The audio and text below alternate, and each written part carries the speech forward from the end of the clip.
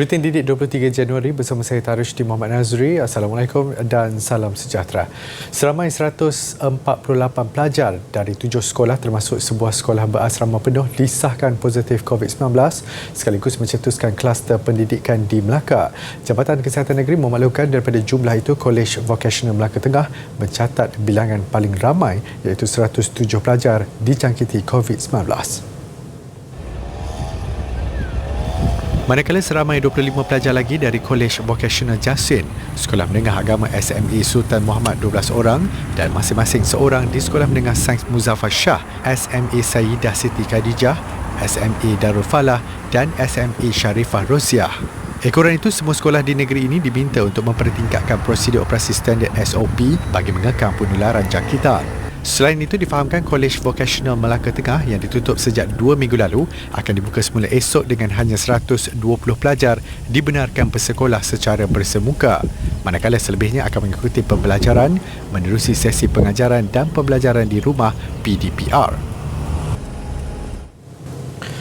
Negeri Sembilan merekodkan 6 kluster COVID-19 masih aktif membabitkan institusi pendidikan.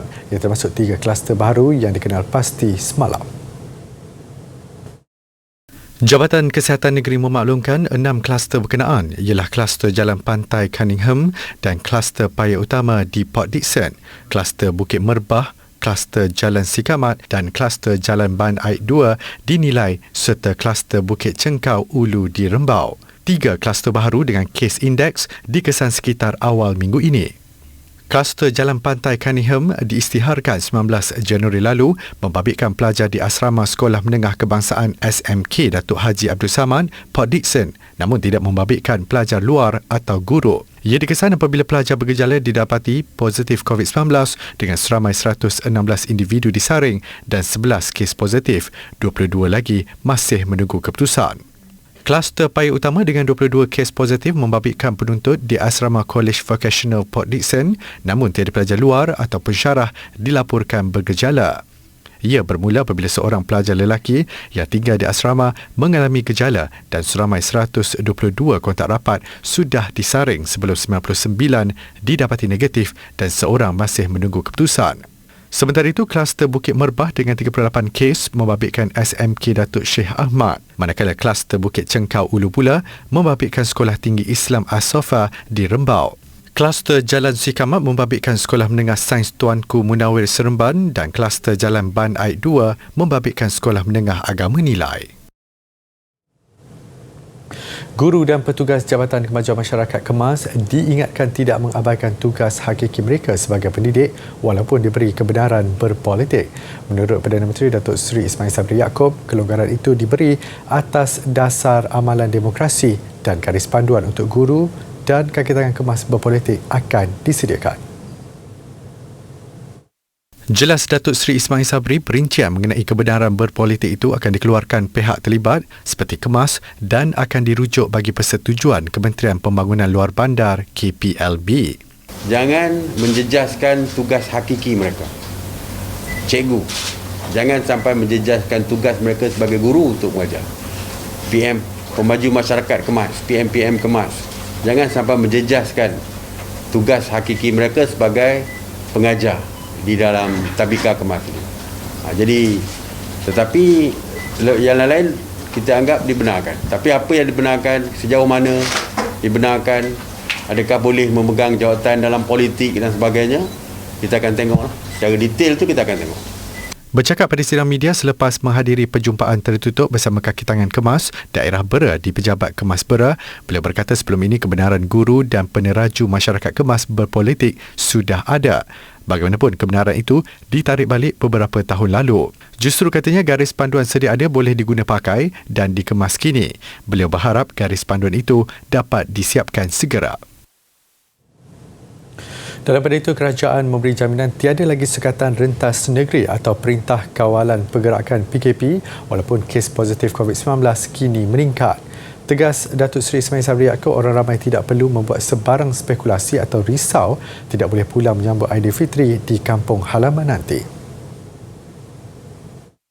Jaminan Perdana Menteri Kerajaan tidak akan melaksanakan lagi Sekatan Rentas Negeri dan akan membenarkan umat Islam pula menyambut 1 Syawal di kampung halaman tahun ini. Datuk Seri Ismail Sabri berkata, selepas memberi kelonggaran untuk aktiviti sosial dan ekonomi, kerajaan tidak akan menarik balik kebebasan itu. Sebaliknya, jika berlaku peningkatan, kerajaan hanya akan menguatkuasakan Perintah Kawalan Pergerakan Diperketat PKPD bersasar di lokaliti terjejas sahaja. Dia jangan bimbanglah. Dah ada dah orang membuat spekulasi macam-macam. Nak tutup ekonomi. Tak betul tu.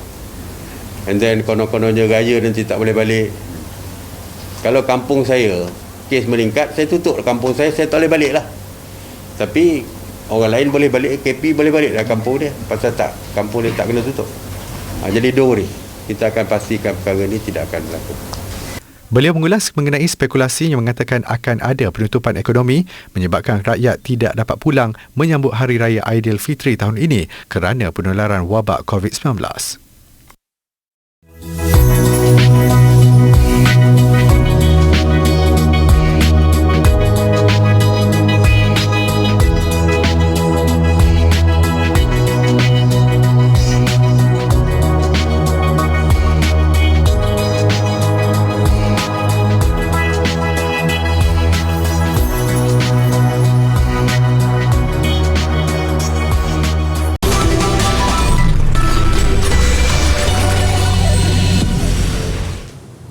Bertemu kembali. Sukan bukan sahaja platform untuk mencukil bakat baru tetapi turut berperanan membina keyakinan diri pelajar. Selari dengan hasrat itu, Pejabat Pendidikan Daerah PPD Padang Terap menggalakkan pihak sekolah mempelbagaikan aktiviti sukan sebagai usaha mengetengahkan pelapis baharu dalam kalangan murid yang berpotensi besar. Di daerah Padang Terap terdapat 30 buah sekolah dengan 21 daripadanya adalah sekolah rendah dan 9 lagi sekolah menengah. Ketua Pegawai PPD Padang Terap Ahmad Bashori Rahim berkata, setiap satu daripada sekolah itu digalakkan mempunyai satu kepintaran sukan untuk dicontohi oleh sekolah-sekolah lain dalam daerah sama maupun daerah berdekatan. Konsep saya ialah minta kita kekalkan ataupun menggayakan bakat murid-murid. Sebab bakat tak sama. Tak semestinya dia sukan yang popular saja atau permainan yang popular saja. Jadi di luar bandar ni kurang kemudahan. Kalau kita tengok macam bowling apa semua ni, dia kurang kemudahan jauh di Alustar tu. Jadi saya tengok guru dapat menyediakan bahan untuk latihan bowling ni pun satu yang menarik lah. Dan saya harap dapat dicontohi oleh sekolah-sekolah lain di sekitar ni.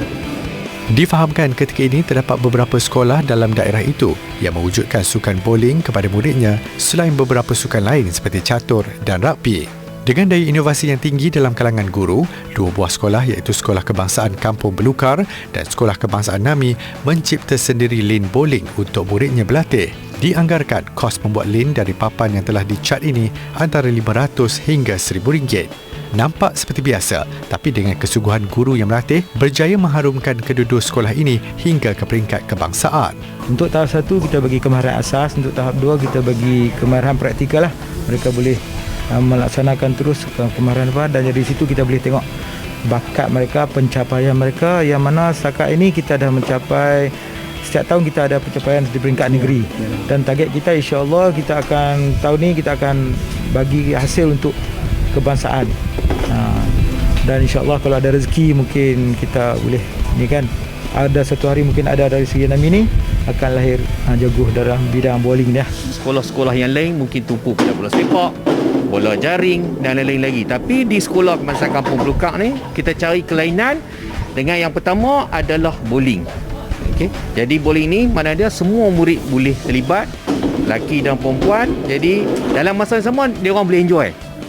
Jadi itu yang objektif utama. Apapun saya memang saya ucap terima kasih banyak-banyak pada PABG sekolah lah. Banyak sumbang dari segi kewangan, dari segi moral. Sebab kalau tak ada daripada sokongan dari segi material, sumbangan dari segi kewangan sedikit, sumbangan moral tu, dia perkara tu dia tak boleh jalan dengan baik lah. Itu saya lah. Kumpulan murid dan guru dari 2 buah sekolah ini dibenarkan melakukan latihan dalam kawasan PPD Padang Terap. Bagaimanapun mereka ditekankan dengan pematuhan prosedur operasi standard SOP yang ketat. Dalam usaha mengasah dan mencukil bakat remaja dalam bidang kecantikan, Genius Remaja menganjurkan projek Runway Makeup Challenge. Program di bawah kelas kecantikan itu merupakan tugasan terakhir peserta pertandingan Makeup Challenge 2021. Bagi segmen aktiviti minggu ini, kita ikuti projek yang diadakan Buat Julung kalinya. Menurut penganjurnya yang juga merupakan tenaga pengajar kelas kecantikan di bawah jenis remaja, Nur Azah Mat Aziz, projek ini juga bertujuan meningkatkan kemahiran dan keyakinan remaja dalam bidang kecantikan. Ianya juga inisiatif terbaik melahirkan pelapis muda yang mana mampu berfikiran secara kreatif dan berdaya saing. Selain itu, ianya bertujuan untuk meningkatkan kemahiran keyakinan remaja dalam bidang kecantikan ini. Tambahnya, seramai 32 orang peserta telah terlibat dalam pertandingan ini bermula dari peringkat saringan pada Mei tahun lalu. Daripada itu, peserta dikehendaki membuat solekan di mana model akan memperagakan hasil solekan mereka di hadapan juri dan pengunjung pada 20 Mac depan. Pemenang bakal membawa pulang wang tunai RM300 dan set barang kecantikan. Petugas dalam bidang ekstrim yang biasanya didominasi golongan lelaki nyata satu cabaran bagi golongan wanita. Namun, ia bukan penghalang buat juru isyarat kren Nur Syawal Suhada Mamat menyempurnakan tugas sebaiknya setanding kaum Adam. Mahu menangkis tanggapan kuno itu, dia bangkit membuktikan kemampuannya selain mahu menimba ilmu baru. Bagi wanita berusia 26 tahun ini, meskipun mempunyai ijazah keusahawanan logistik dan perniagaan pengedaran, beliau tidak kekok mengendalikan tugasnya. Segalanya bermula selepas beliau mengikuti kursus program pembangunan modal insan Promise Juru Isyarat anjuran Persatuan Kerja Mahir Kren Menara Malaysia. Terdedah dengan ruangan kerja yang berisiko di tapak pembinaan, tidak sedikit pun mematahkan semangatnya untuk terus membuktikan kebolehannya. Biasa orang cakap perempuan dia akan buat kerja yang indoor je, yang macam management ke, tapi saya nak cuba dan nak bagi tahu orang luar bahawanya orang perempuan ni, orang muda terutamanya, boleh mencuba bidang yang lasak dan outdoor macam ni. Maksudnya kerja dalam construction, dalam bidang 3D macam ni. Itulah, tak semestinya level tinggi pengajian seseorang tu, dia tak boleh kerja yang macam ni. Maksudnya kena high demand. Bagi Presiden Persatuan Krim Malaysia Raziz Abdul Rahman, semangat Nur Syawal Suhada perlu dijadikan contoh kepada graduan masa kini. Malah ia antara usaha pihaknya dalam menyahut seruan kerajaan menarik minat warga tempatan dalam pekerjaan jenis pekerjaan 3D, kotor, berbahaya dan sukar yang kini dikuasai oleh pekerja asing.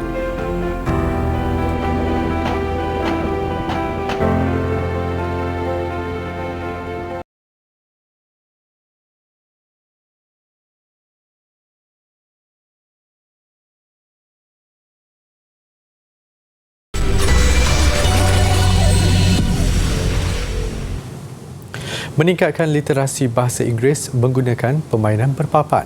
Inisiatif yang diberi nama Mr. Post Family itu diperkenalkan bagi membantu pemahaman pelajar mengenai kata nama, kata kerja dan kata ganti dalam bahasa Inggeris. Next one. Ahmad. Idea ini dibentangkan oleh seorang guru bahasa Inggeris Kolej Vocational Keningau, Ahmad Azharul Zaman Ibrahim, dalam persidangan dalam talian International Health Scientific Research Conference pada 7 Januari lalu. Persidangan ini merupakan anjuran Khalsa University di Baku, Azerbaijan. Melalui kajiannya, ramai pelajar didapati sukar untuk membina ayat di dalam bahasa Inggeris selain kurang mahir menggunakan perkataan-perkataan dalam bahasa tersebut. Inovasi ini direka untuk membantu pelajar menguasai teknik menyusun perkataan dengan betul. Diinspirasikan dari permainan papan ular dan tangga, permainan ini menggunakan dadu, papan permainan, kad soalan serta nota panduan. Pemain yang mendapat markah tertinggi akan dinobatkan sebagai pemenang. Sebagai satu kaedah pembelajaran yang menyeronokkan melalui permainan, peserta dapat mempraktikkan perbendaharaan kata dan penggunaan kata hubung, kata sendi, kata kerja, kata nama serta kata keterangan.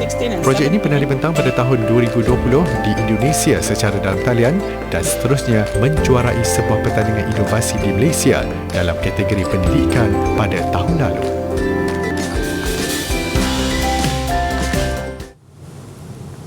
Menteri di Jabatan Perdana Menteri Datuk Seri Dr. Datuk Seri Mustafa Muhammad menyempurnakan program CSR pendidikan Yayasan Pelajaran Mara YBM di Jeli, Kelantan. Antara bantuan yang disempurnakan adalah bantuan komputer riba, bantuan skim dana ihsan pendidikan SDEP untuk penuntut institusi pendidikan tinggi IPT, bantuan cermin mata untuk pelajar sekolah terpilih di sekitar Jeli dan bantuan persekolahan kepada murid Sekolah Kebangsaan Air Channel dan Sekolah Kebangsaan Kuala Balah. Turut hadir dalam program ini ialah Ahli Lembaga Pengarah Yayasan Pelajaran Mara, Datuk Muhammad Faizal Daud. YPM mengharapkan dengan pemberian kecil itu mampu memberi semangat besar untuk pelajar meneruskan pembelajaran dalam waktu mencabar ini. Tindakan seorang pegawai bomba yang cuba menyelamatkan seekor kucing dalam kejadian kebakaran di Miri, Sarawak menjadi perhatian ramai. Ini kerana niat murni abang bomba itu berusaha sehabis mungkin untuk menyelamatkan kucing berkenaan. Perkongsian klip video daripada laman Facebook Jabatan Bomba dan Penyelamat Malaysia Negeri Sarawak menunjukkan seorang pegawai bomba dikenali sebagai Muhammad Ainli Akbar mencuba sedaya upaya menyelamatkan kucing ini.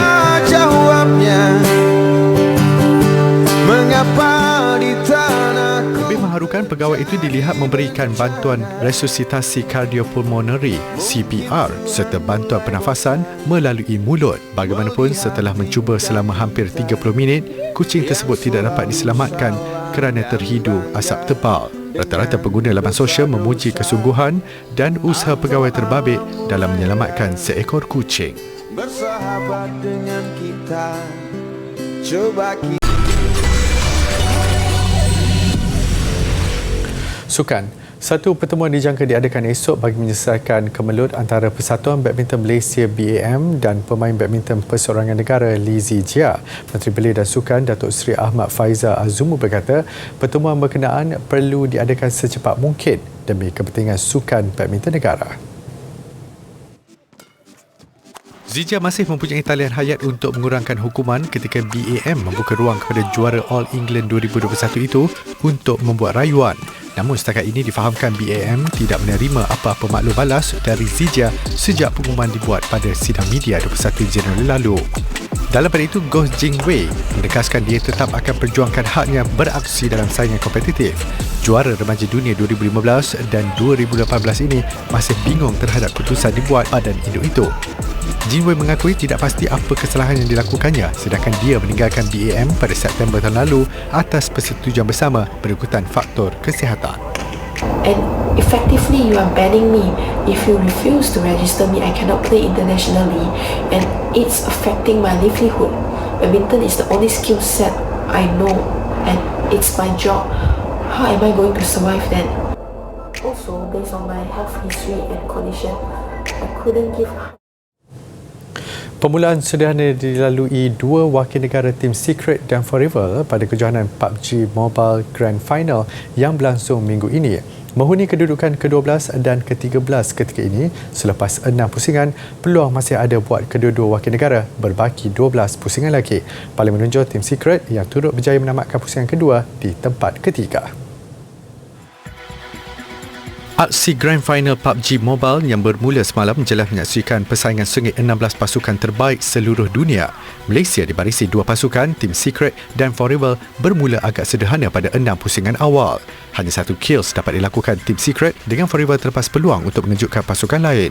Namun persembahan lebih baik disajikan Team Secret pada pusingan kedua mencatat 9 kills dan Gah menamatkan aksi di kedudukan ketiga.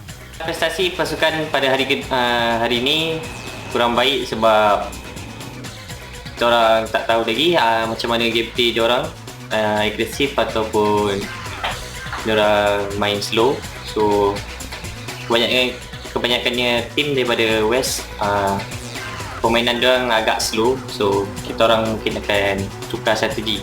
Tamat 6 pusingan pada hari pertama, Team Secret kini menduduki tempat ke-12 mengumpul 37 mata, manakala Forever di kedudukan ke-13 mengutip 30 mata.